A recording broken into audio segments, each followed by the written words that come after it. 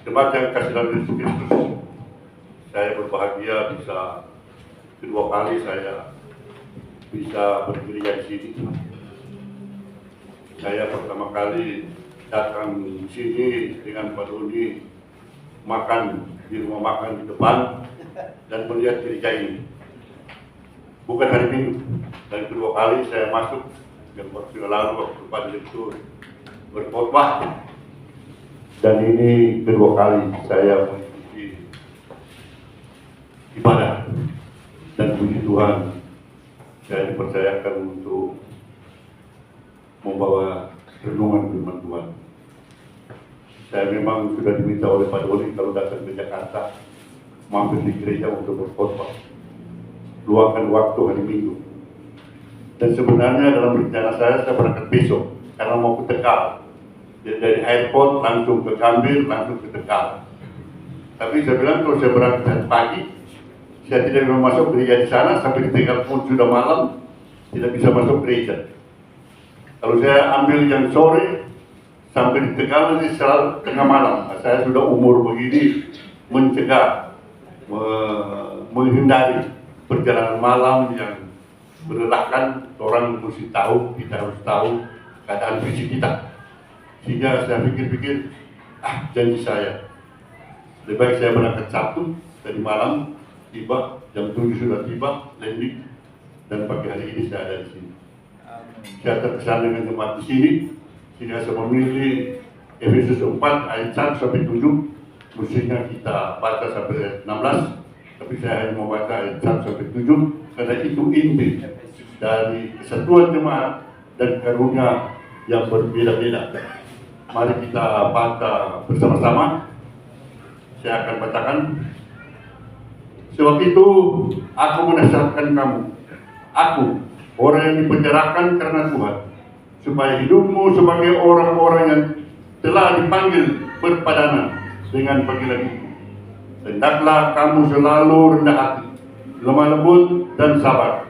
Tunjukkanlah kasihmu dalam hal saling membantu, dan berusahalah memelihara kesatuan roh oleh ikatan damai sejahtera. Satu tubuh, satu roh, sebagaimana kamu telah dipanggil kepada satu pengharapan yang terkandung dalam panggilanmu. Satu Tuhan, satu iman, satu baptisan, satu Allah dan Bapa dari semua, Allah yang di atas semua dan oleh semua dan di dalam semua. Tetapi kepada kita masing-masing telah dikaruniakan kasih karunia menurut ukuran pemberian Kristus. Puji Tuhan, haleluya. Firman Tuhan sangat indah membawa kita dalam renungan pagi hari ini. Saya beri tema memperlengkapi orang kudus bagi pembangunan tubuh Kristus. Dan subtema kita harus hidup sepadan dengan panggilan kita. Saya mengambil ini karena saya terkesan dengan jemaat di sini, walaupun kecil, tapi saya lihat sangat sukacita dalam beribadah dan persekutuan yang erat. Saya langsung teringat. Bukan teringat, karena saya tidak mengalami, tapi membayangkan jemaat mula-mula.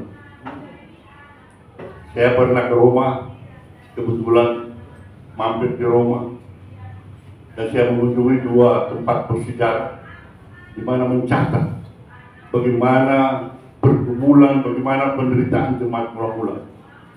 Waktu mereka dikejar-kejar oleh Kaisar Romawi, tentara Romawi yang besar-besar itu mengejar mereka, dan mereka hanya dua pilihan: menyangkal Kristus atau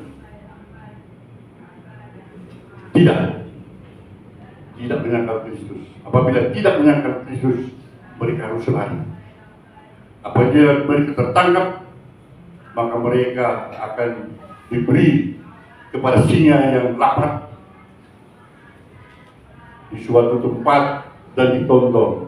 Dan tempat itu masih ada, saya sudah mengunjungi Kolosum. angker tempatnya, balkon tempat kaisar-kaisar nonton masih ada, dan di bawah situ bisa kelihatan dengan jelas singa mau makan. Itu sebenarnya untuk orang-orang kuat yang diuji, tapi orang percaya pada waktu itu yang tidak mau menyangkal Kristus, tidak mau menyembah kaisar, taruh di situ. Dan mereka kasihan, lari tapi dikejar sampai mati, semua mati dimakan singa. Lebih baik mati dimakan singa daripada menyangkal Kristus.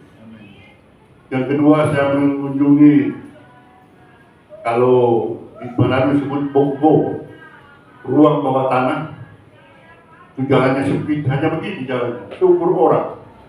Di jalan itu turun ke bawah karena berapa puluh meter ke bawah, ruang-ruangan, dan sepanjang jalan itu ada lubang-lubang sepanjang orang menggeletak begini untuk tidur mereka. Itu tempat perhatian jemaat mula-mula.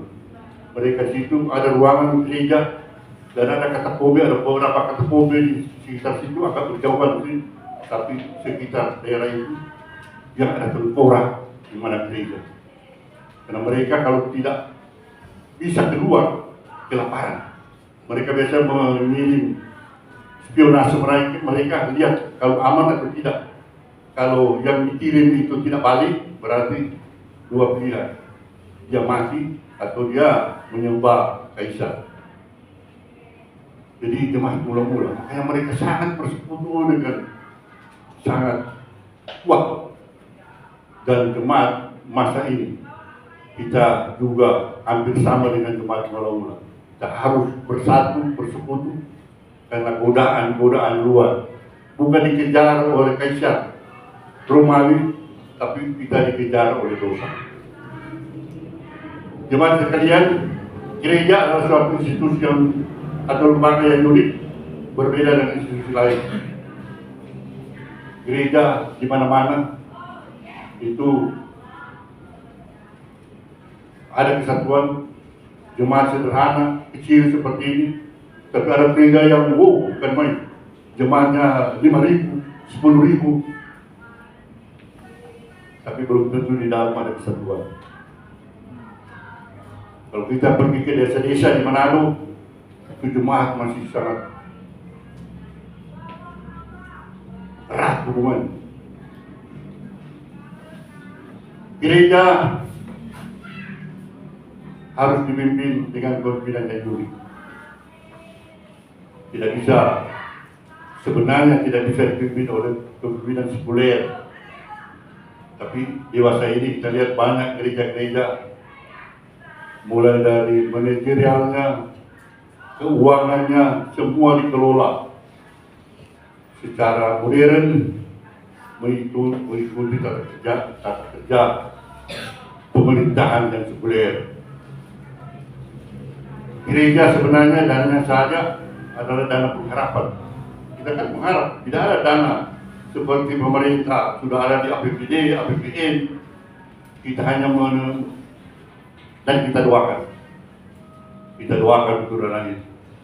Padahal saya taruh tanda kutip, dana pengharapan itu adalah dananya Tuhan, uangnya Tuhan yang dititip kepada kita masing-masing, bukan kepunyaan kita. Jemaat mula-mula, milikku adalah milik besar. Tapi dewasa ini kita, ya kalau memberikan perpuluhan ya sudah untung. Memberi persembahan kalau di Manado sana, bukan di sini, itu masih ada lebih besar uang parkir daripada persembahan. Padahal Tuhan sudah memberikan pada dia, menitip dana melalui tugas-tugas pekerjaan kita, dana pengharapan. Namun kenyataan banyak pelayan dan gereja meninggalkan prinsip kepemimpinan Alkitabiah. Anehnya, pemimpin-pemimpin sekuler, pemerintahan di kantor, di bank, di mana saja kita lihat giat-giatnya mengadopsi prinsip kepemimpinan Alkitabiah. Di mana-mana, kota-kota besar terutama, di Manado, ibu kota provinsi, sampai dengan ibu kota kabupaten. Kalau di Sulawesi Utara saya lihat ada ibadah, ada doa sebelum kerja. Tapi setelah bekerja lupa apa yang didoakan. Pekerjaannya kadang-kadang menyusahkan orang lain, urusan dipersulit dan sebagainya dan sebagainya. Sudah lupa akan doa. Semua orang percaya adalah terpanggil, kita semua terpanggil, saya juga terpanggil berada di mimbar ini. Karena itu tema kita sehubungan dengan bacaan firman memperlengkapi orang kudus bagi pembangunan tubuh Kristus. Sebagai orang-orang yang dipanggil Tuhan perlu kesatuan. Saya sudah katakan tadi mencontohkan jemaat mula-mula bagaimana mereka bersatu tersebut. Mungkin waktu itu situasi waktu itu dikejar, nyawa mereka menjadi ancaman di dunia. Tapi sekarang kita juga dikejar oleh dosa dan terancam, bukan hidup, tapi terancam untuk apakah kita bisa masuk surga atau tidak. Kesatuan perlu. Seperti pada pagi hari ini kita bisa saksikan kalau kita baca Efesus 2 ayat 11 sampai 22 yang judul perikopnya dipersatukan dalam Kristus. Ini mempersatukan non-Yahudi dengan yang bukan Yahudi, non-Yahudi dengan Yahudi, yang bersunat dan tidak bersunat. Karena dulu yang mempunyai kerajaan Allah yang bisa membaca firman yang kena dengan hukum Taurat itu hanya orang-orang yang bersunat, hanya orang Yahudi, orang Israel.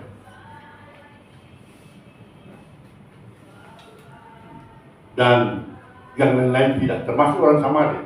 Dan saya setelah saya kuliah di STIK baru saya tahu bahwa Samaria itu bukan suatu bangsa, bukan suatu suku, tapi Samaria itu adalah orang keturunan dari orang-orang Yahudi yang kawin dengan kafir, kawin dengan agama yang bukan Yahudi.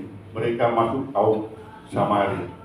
Mereka juga dipandang enteng, disepelekan, tidak, bukan orang percaya, bukan orang yang menerima Taurat, mengikuti Taurat. Tetapi dalam Yesus Kristus, kamu dahulu jauh, dalam Kristus menjadi dekat. Dahulu seteru, sekarang diperlukan oleh Kristus. Termasuk kita ini, yang bukan Yahudi, bukan Israel, tapi kita Israel baru. Dan untuk itulah Rasul Paulus dipilih dari pakai Tuhan. Kita sudah tahu 12 murid Tuhan, tapi Tuhan masih perlu satu rasul untuk menginjil orang-orang yang bukan Yahudi. Dan untuk itulah kita menerima firman Tuhan sampai saat ini. Haleluya. Dan kita tahu bagaimana Rasul Paulus seorang yang pintar, dia pintar. Muridnya Gamaliel, seorang filsuf Yunani, seorang guru Yunani yang terkenal waktu itu, dan muridnya adalah Saulus, dan kemudian berubah menjadi Paulus. Dipakai Tuhan. Dan Tuhan melihat, walaupun dia orang berdosa, tapi saya akan pakai engkau. Karena engkau tidak bisa menginjil orang-orang yang terdahulu. Dia punya kelebihan-kelebihan. Begitu juga kita. Kita dipakai Tuhan dengan karunia-karunia berbeda-beda. Sebentar kita akan lihat.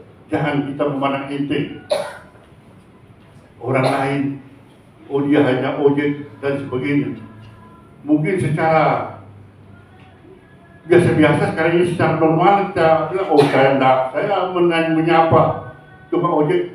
Tapi coba satu waktu anak kita kaya adalah direktur bank, kemudian dia jatuh cinta dengan anak tukang ojek. Apakah dia mengizinkan suatu pergumulan?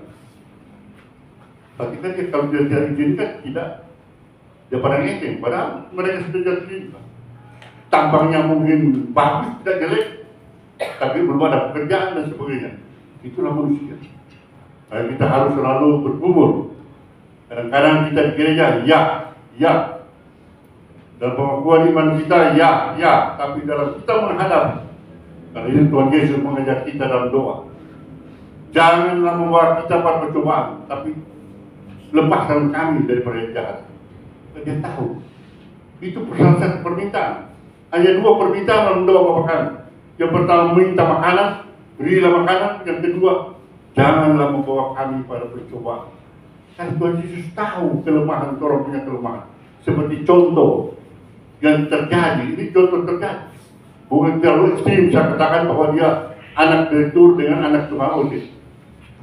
Terjadi di mana status itu agak berbeda.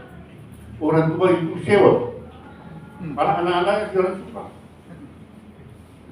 Nah itulah pergumulan dalam Kristen. Sehingga kalau kita tidak mau, kita berdoa.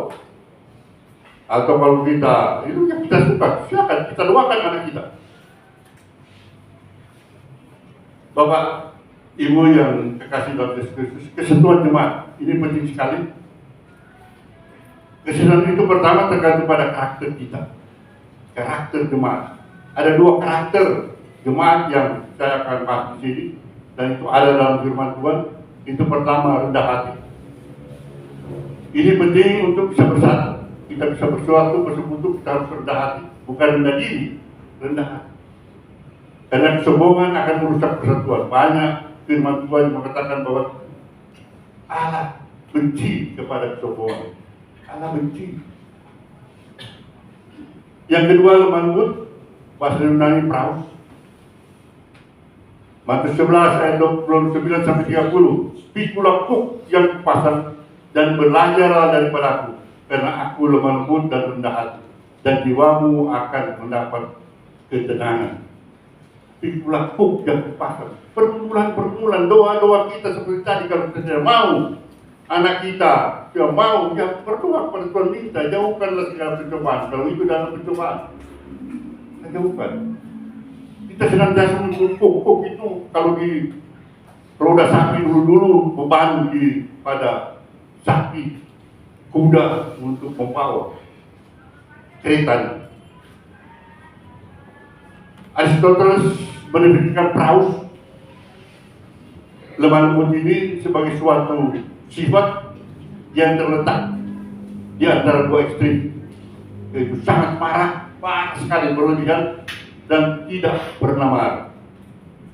Jadi dengan kata lain, praus itu adalah seperti Tuhan Yesus memarahi mereka yang berjual beli di rumah Tuhan. Ya, kalau orang-orang bilang yang setembalik, dibolak-balik, bija dan sebagainya, dia marah roh itu. Praus adalah marah pada saat dan tepat. Walaupun kita lemah lembut, kita rendah hati, tapi kita bisa marah. Kita harus marah kalau anak-anak kita bersalah, tapi pada saat dan tepat. Jangan sama sekali manusia modern sekarang ini, anak-anak sudah berbuat salah, ya itu dorang punya zaman. Dorang, kalau orang Manado bilang, sudah zaman mereka. Toleransi terlalu tinggi. Toleransi orang tua itu, malah orang tua, oh sudah jadul, zaman dulu itu. Malah terlalu itu kepada orang tua. Berbahagialah kalau anak-anak tidak pernah mengatakan kepada orang tua, oh zaman dulu. Atau orang tua mengatakan kepada anak, oh silakan sudah zaman kamu, berbahagia. Karena itu sudah salah. Orang yang rendah hati dan lemah lembut pastilah sabar. Pasti sabar. Dalam persekutuan begini, kalau orang tidak sabar, tersinggung sedikit sudah marah, ya bagaimana jemaat akan jadi kuat? Pasti akan kali. Pak Doni cuma urus-urus ini berkelahi, tapi saya Pak Doni happy-happy. Berarti tidak ada sengketa dalam jemaat. Apalagi bagi yang pelayan-pelayan Tuhan yang diberi tugas memperhatikan orang lain dan dapat menahan diri dalam kasih. Terutama bagi para pelayan hamba Tuhan harus rendah hati dan lemah lembut. Hamba Tuhan yang terpilih, dipilih oleh jemaat. Saya tidak tahu sini mekanismenya bagaimana, tapi kalau kita di gereja di Manado, di Gemini, itu dipilih dalam waktu seperti waktu kampanye untuk pilih oleh jemaat masing-masing kolom. Kalau bisa kolom itu, satu kolom terdiri dari 15 sampai 25 keluarga. Kalau gereja saya 27 kolom, sangat cukup besar. Itu dipilih. Mereka terpilih bukan cuma karena Tapi yang terpilih mesti sadar bahwa mereka mempunyai hikmat, mereka mempunyai kuasa, mereka mempunyai sesuatu yang extraordinary. Dan sampai Tuhan pilih mereka dan Tuhan urapi. Jadi jangan bahwa kita ya sama aja dengan jemaat. Kita harus sesuatu yang lebih, bukan untuk disombongkan. Di dalam hati saja bahwa kita lebih. Lebih itu adalah toleransi kita kepada jemaat. Lebih itu bukan lebih kesombongan, tapi lebih kita adalah hikmat dari Tuhan untuk melayani jemaat. Ada satu cerita, Pak kita lagi memahami tentang Mahatma Gandhi. Orang sudah tahu, dia sebelum saya lahir dia sudah meninggal. Umur 79 tahun dia meninggal. Pemimpin India yang sangat terkenal, teman Soekarno banyak. Dan dia satu waktu diwawancara oleh wartawan, dan wartawan menanyakan, siapa idola Tuan Mahatma Gandhi di dunia ini, dan pemimpin-pemimpin di dunia ini, siapa idolanya? Baik yang sudah lalu maupun yang ada sekarang. Dia ditanya, Yesus Kristus. Kaget wartawannya, Yesus Kristus. Terus kenapa Anda tidak masuk Kristen? Bilang, saya kagum, saya sangat menghormati Tuhan Yesus. Tapi kalau Kristen, no. Kenapa? Karena orang Kristen jauh dari ajaran Tuhan Yesus. Orang yang Kristen bilang ini, Mahatma Gandhi. Ada sejarahnya, kenapa sampai dia begitu. Dia sekolah di Inggris. Dari remaja, pemuda remaja dia sudah sekolah di Inggris, anak orang kaya. Sampai dengan mahasiswa, dia mengerti, dia belajar firman Tuhan, dia sangat tertarik. Dan dia sebenarnya suka masuk Kristen. Satu waktu, satu minggu dia sudah pakai baju adat India, dulu baju barat India, baju kerjaannya kerjaannya belum negara waktu itu. Dia baju adat India. Dia masuk gereja. Artinya kita tahu kan kayak toga begitu putih, terus ada selendangnya yang lebar-lebar dan pakai sendal. Masuk gereja sudah perayaan Tuhan, penatua yakin sudah dibuka dengan gas, sepatu mengkilat gas. Setelah Mahatma masuk, stop. Anda mau kemana? Sudah tahu-tahu ke gereja, mau ditanya Anda mau kemana? Kenapa? Karena dia tidak pakai jas, tidak pakai sepatu. Peraturan di gereja ini, masuk gereja harus cepat, harus pakai sipil lengkap, jas. Ya, tapi ini adalah baju adat kami yang paling terhormat di negara kami. Acara terhormat kalau saya pakai baju begini. Tidak, aturan harus pakai jas dan cepat. Dia tidak memakai hikmat. Dia tidak bisa membaca bahwa ini adalah baju adat yang paling sopan dan yang paling terhormat di negaranya, di adatnya, di tempatnya dia tinggal. Tidak bisa membaca. Akhirnya Mahatma Gandhi pulang dengan kecewa. Itu menyebabkan jawabannya kepada wartawan. Apabila pada waktu diizinkan di India populasi terbesar kedua setelah Tiongkok, setelah Cina, mungkin dominan adalah Kristen.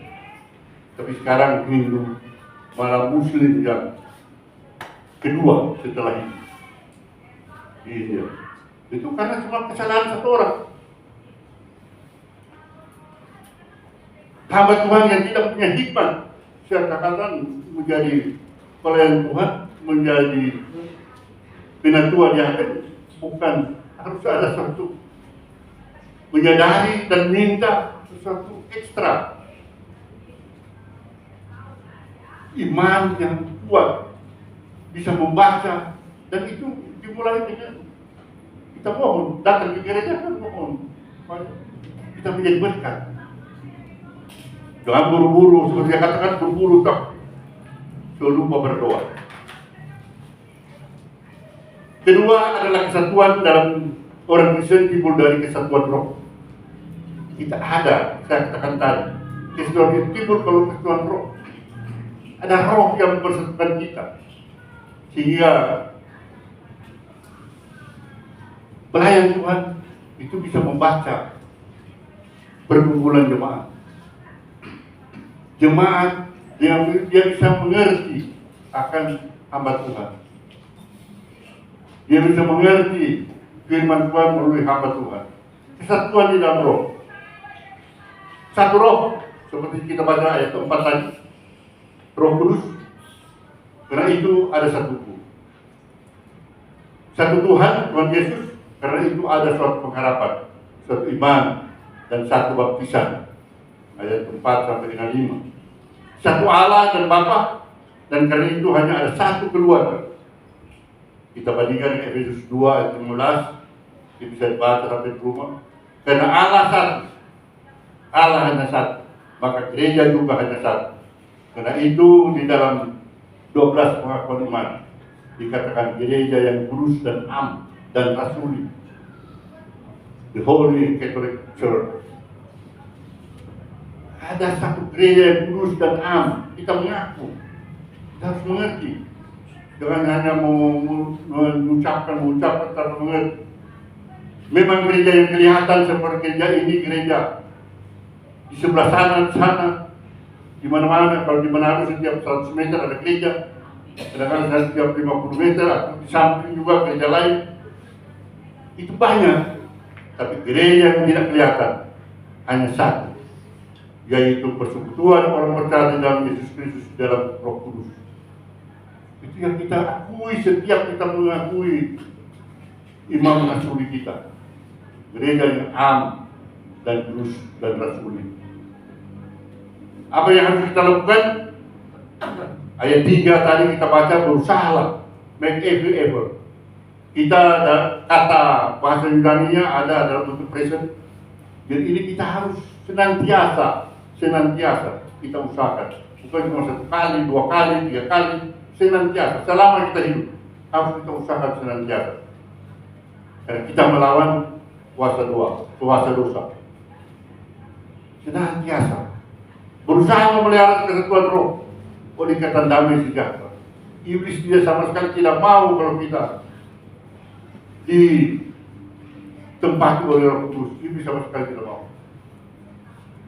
Kita senantiasa ada usaha untuk bagaimana kita mau berdamai. Dan itu memang kita mau baik-baikan, kita memaafkan dan sebagainya. Kuasa itulah. Kita dalam satu roh. Usaha untuk bersatu ini harus dilakukan di dalam gereja lokal maupun antar gereja lokal.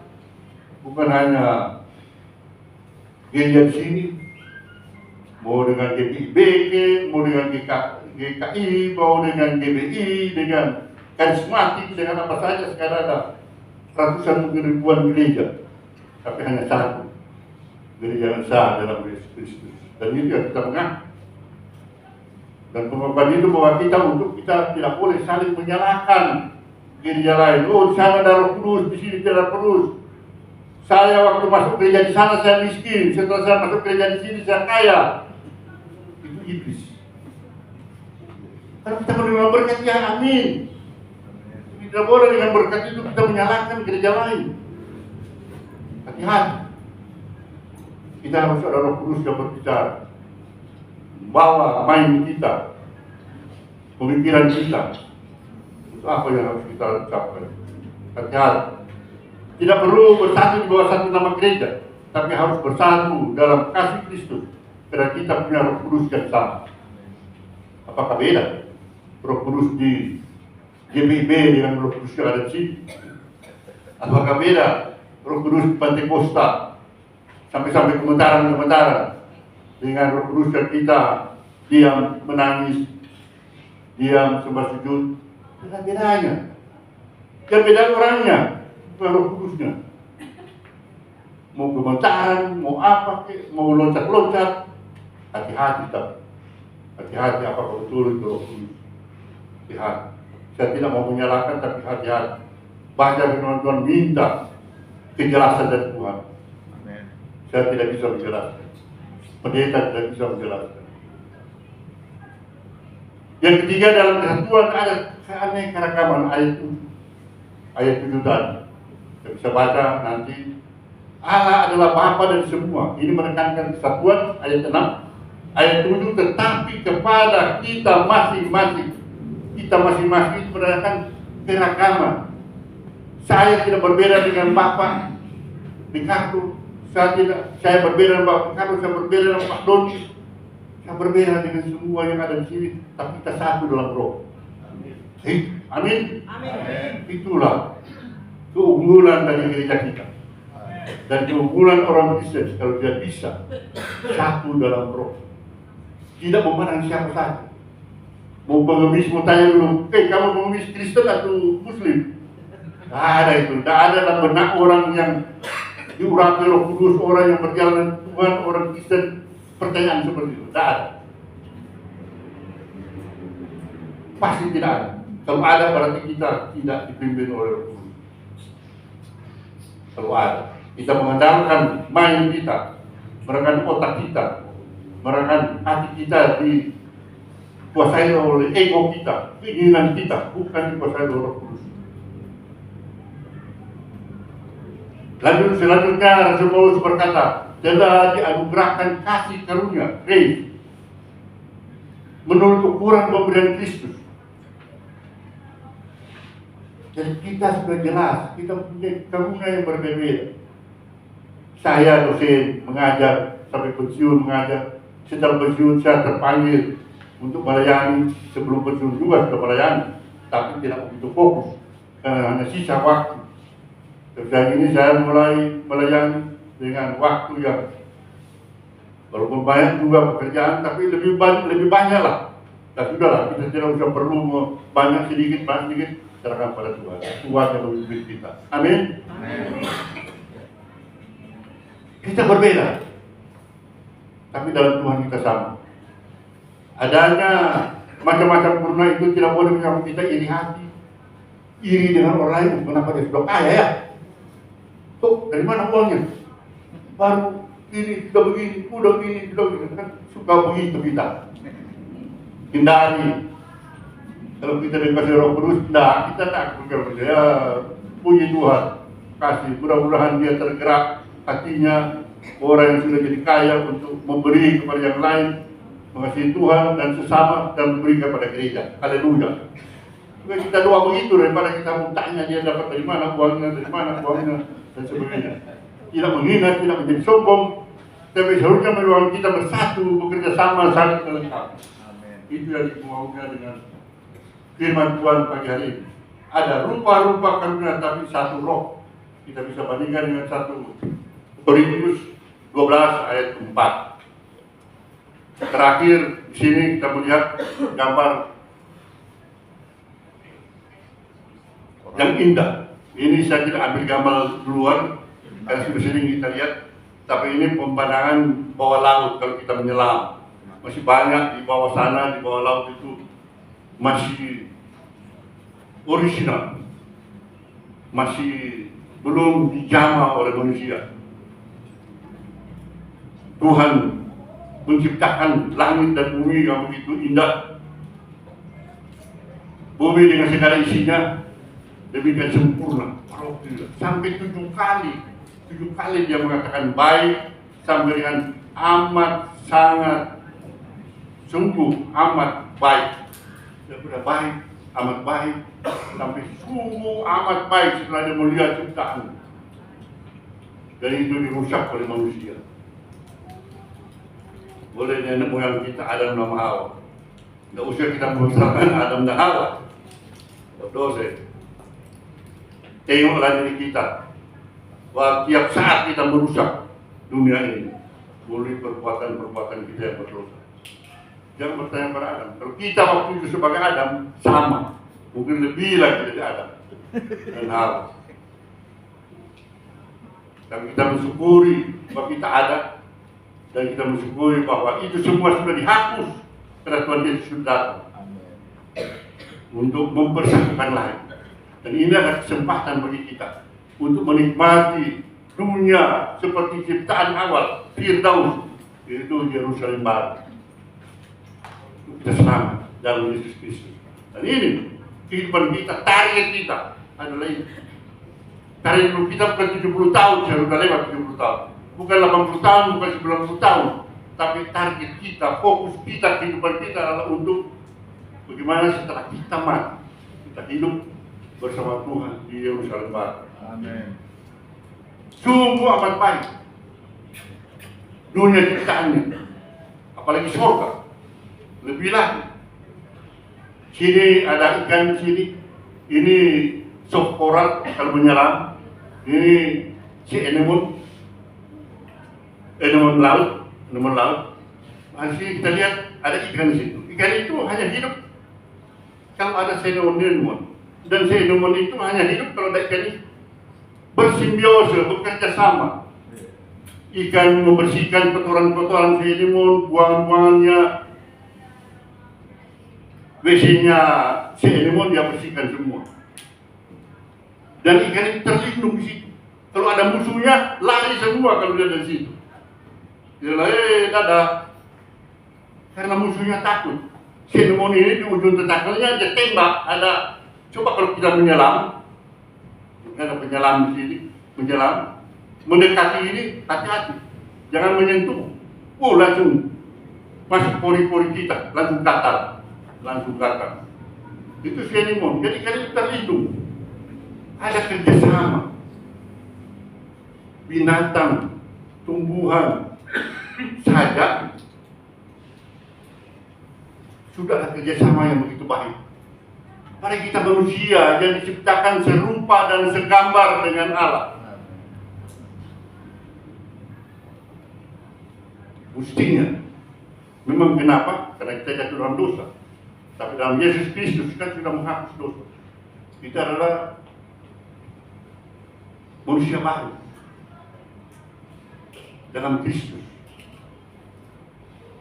Kristus sudah menyelamatkan semua, sudah menghapus semua. Kehidupan baru. Inilah kita belajar dengarkan. Yang kedua, ilustrasi kedua ternyata bukan hanya manusia yang sombong. Warna juga katanya, ini suatu ilustrasi. Warna juga saling menyombongkan. Suatu cerita, warna hijau dia menyombongkan diri kepada warna lain. Warna hijau, coba lihat, semua daun warna hijau. Lihat, makanan manusia diciptakan di warna hijau. Kalau tidak ada zat hijau daun, tidak ada manusia memakan dari mana. Fotosintesa terjadi di situ dan sebagainya. Lihat, semua hijau, pegunungan hijau. Ya, warna lain sudah marah baru. Cuma kamu itu. Kalau orang lain cuma ngana yang sombong. Kita lagi ada kita punya. Saya juga hebat. Si biru katakan, hijau. Coba tengok ke atas warna apa. Coba pergi ke laut. Laut itu 75% menutupi bumi. Daratan di mana kamu hanya sebagian hijau. Gurun pasir tidak hijau.